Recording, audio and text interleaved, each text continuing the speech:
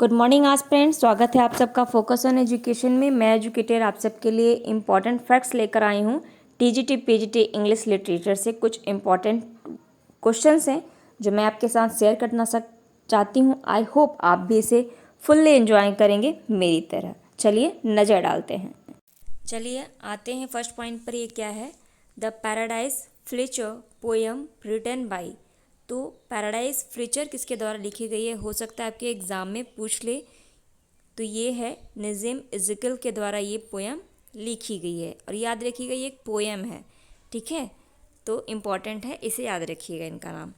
Next point क्या है? What is prolepsis literary device. ये एक लिटरेरी डिवाइस है। प्रोलैप्सिस ये है क्या? तो ये फोरकास्टिंग है, मतलब घटना घटने से पहले ही उसका अनुमान लगा लेना ही प्रोलैप्सिस है। याद रखिएगा। जैसे कि हम एग्जाम्पल से समझते हैं इसको।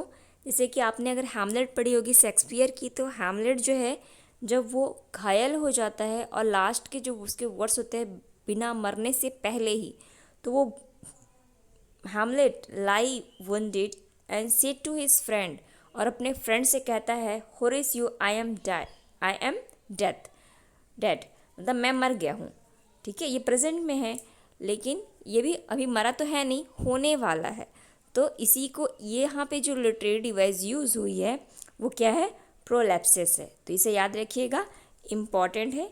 हो सकता है आपके एग्ज़ाम में जो नए पैटर्न से पूछे जा रहे हैं ये पूछे जाए, लाइन दे के पूछे ये कौन सा वर्ड है, या फिर हो सकते हैं नॉर्मली वर्ड पूछे कि प्रोलैप्सिस क्या होते हैं।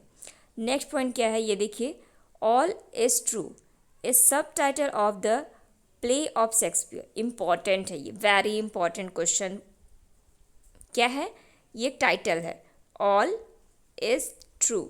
ये जो टाइटल है, सब टाइटल है किसका? शेक्सपियर की कौन से प्ले का? तो हेनरी एट। आपको ही पता है हेनरी एट जब प्ले हो रहा था, जब परफॉर्म किया जा रहा था, तो ग्लोब थिएटर में आग लग गई थी। तो इसलिए भी ये बहुत ही इंपॉर्टेंट है और इनका ये सक्सेसफुल प्ले रहा था। तो इसे याद रखिएगा। चलिए आते हैं हम अपने नेक्स्ट और वेरी इंपॉर्टेंट पॉइंट पर। वो क्या है? वो है ये, L'Allegro and Il Penseroso word taken from. ये जो वर्ड है आपने तो पढ़ा ही होगा इसके बारे में, आप जानते होंगे कि एल एलेग्रो और एल पेंसेंसरो जो है ये पोएम किसकी है? जॉन मिल्टन की है। ठीक है, ये बात तो आपको पता ही है, ये किसकी है? जॉन मिल्टन की है। लेकिन आपको ये बात भी पता है कि इसे हम ये दोनों पोएम को हम किस नाम से जानते हैं? इसे हम सिस्टर्स पोएम के नाम से भी जानते हैं। तो ये भी पॉइंट आपको पता होगा, इसे हम क्या कहते हैं? सिस्टर पोएम्स कहते हैं।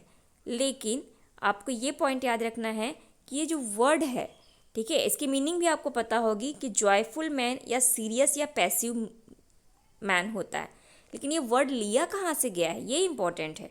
ये लैटिन वर्ड है, ना ही फ्रेंच है ना ही ग्रीक है। ठीक है, ये कहाँ है? ये एक इटालियन, ना ही लैटिन है, सॉरी इटालियन वर्ड है, ना ही लैटिन है। ये क्या है? इटालियन वर्ड है। ठीक, नेक्स्ट पॉइंट क्या है? देखिए, the poet describe poetry as inspired mathematics. Important, poet क्या बोलता है कि मतलब कौन सा ऐसा राइटर है या कौन है जो कि पोएट हैं और डिस्क्राइब करते हैं पोएट्री को कि ये इंस्पायर करती है किसको? मैथमेटिक्स को। ठीक है, ऐसा डिफिनेशन किसने दिया? तो इज़रा पाउंड। आपको ये बात पता होगी कि इज़रा पाउंड जो है वो किसके इंस्पिरेशन थे, मतलब कौन इनसे बहुत ज़्यादा प्रभावित हुआ था और किसके ये गुरु की तरह से जाने जाते हैं? तो टी.एस. एलियट के गुरु के द्वारा ये जाने जाते हैं।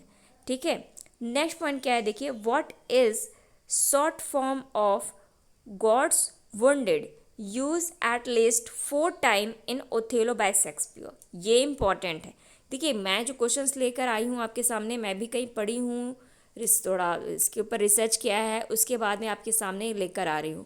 तो मुझे कुछ इंटरेस्टिंग फैक्ट्स नज़र आए इसके अंदर। ठीक है, कुछ हटकर है आपकी बुक्स जो दी है कंपटीशन की या फिर और, तो उनसे हटकर है थोड़े ये। तो आई होप आपको इंटरेस्टिंग लग रहा होगा ये वीडियो। तो ये वर्ड जो गॉड्स वुंडेड वर्ड है, इसको 4 टाइम यूज़ किया। हो सकता है ये पूछे हाउ मेनी टाइम्स यूज़ किया गया है, और ये ओथेलो में किया गया। हो सकता है ये पूछ ले किस में यूज़ किया गया है।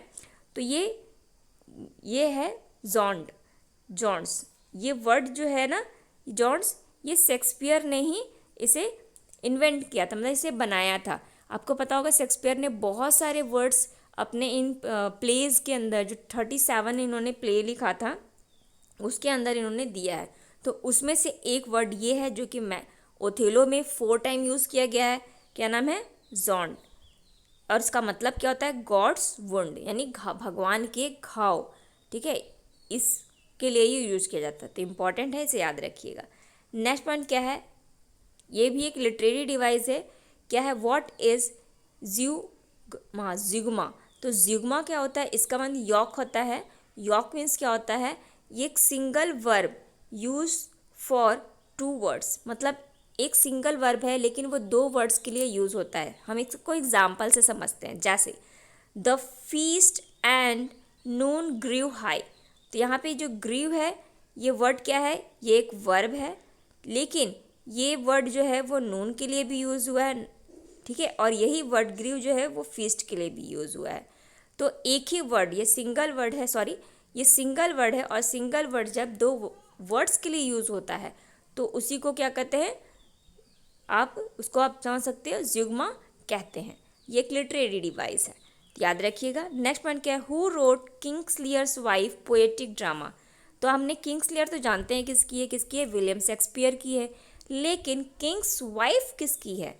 ये एक पोएटिक ड्रामा है, तो ये है आपका गॉर्डन बॉटमले। तो इनका नाम बस सिंपली याद रखिएगा कि हो सकता है एग्जाम में पूछ ले।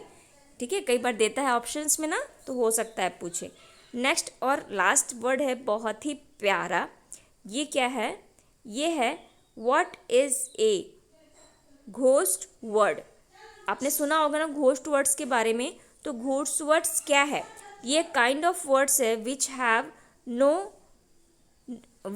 नो रियल एग्जिस्टेंस, मतलब ऐसे वर्ड्स, ऐसे शब्द जो कि अभी यूज़ नहीं होते, मतलब पहले यूज़ होते थे, ठीक है, बट अभी वो एग्जिस्ट नहीं करते। ऐसे बहुत सारे वर्ड्स है, जैसे कि हम एग्जांपल देते हैं, जैसे कि आप जब पोएम पढ़ते हो तो एक वर्ड देखते हो दाई।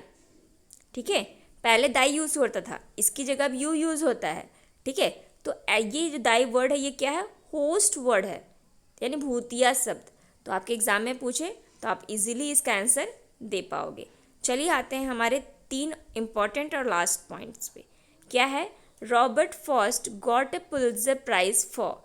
तो रॉबर्ट फ्रॉस्ट जो है आपको पता है, ये इन्होंने पुलित्जर प्राइज़ जीता है, जो कि लिटरेरी में बहुत ही इम्पोर्टेंट प्राइज़ होता है, और ये न्यू हेमिस्फीयर के लिए जीता था 1924 में। और ये भी याद रखिएगा, इन्होंने सिर्फ एक बार नहीं जीता, इन्होंने 4 टाइम्स जीता है पुलित्जर प्राइज़। 1924 में, 1931 में, 1937 में, 1943 में। तो याद रखिएगा। नेक्स्ट पॉइंट है ये भी मेरे को बहुत इंटरेस्टिंग पॉइंट्स लगा, हो सकता है आपके भी इंटरेस्टिंग लगे। The prologue of Romeo and Juliet. कई बार आप रोमियो जूलियट पढ़े होगे, आपको ये भी पता होगा रोमियो जूलियट में 2 टाइम्स प्रोलॉग का यूज़ किया गया, नहीं सॉरी, आपको प्रोलॉग यूज़ किया गया है। इसके स्टार्टिंग में हमें प्रोलॉग देखने को मिलता है। तो ये जो प्रोलॉग है वो किस, मतलब कैसे लिखा गया है, क्या इसका जैनर है? तो ये सोनेट फॉर्म में लिखा गया है। मुझे भी नहीं मालूम था, बस when I am reading I am stuck on this question. ठीक है, तो मुझे इंटरेस्टिंग लगा, मुझे लगा आपको भी ज़रूर शेयर करना चाहिए, और डेफिनेटली मुझे आशा है कि आप भी ज़रूर शेयर करोगे इसे। नेक्स्ट पॉइंट क्या है कि over how many days does the action of the Tempest taken place. मतलब आपका बोल रहा है कि जो वर्ड, जो आपने शेक्सपियर के जो वर्ड है, जो प्ले है द टेम्पेस्ट, ये कितनी बार, मतलब ये जो आप पढ़े हैं ये कितने डेज में कवर होता है टेम्पेस्ट? तो ये 1 डे में कंप्लीट हो जाता है, यानी या फिर आप कह सकते हो 24 आवर्स में ये प्ले ख़त्म होता है। पूरी स्टोरी को किस तरीके से मैरिंडा प्रॉस्पेरो यूज़ करते हैं। और ये भी याद रखिए कि ये इनकी लास्ट वर्क थी, किसकी? शेक्सपियर की, और कंप्लीट वर्क थी। ठीक है, इसीलिए इसको शायद स्वान प्ले के नाम से भी जानते हैं। तो ये थे कुछ इंपॉर्टेंट पॉइंट। आई होप ये वीडियो आपको पसंद आया होगा। कुछ नेट की वजह से मैं वीडियो नहीं डाल पाई थी, उसके लिए sorry for that. I hope you are enjoying it.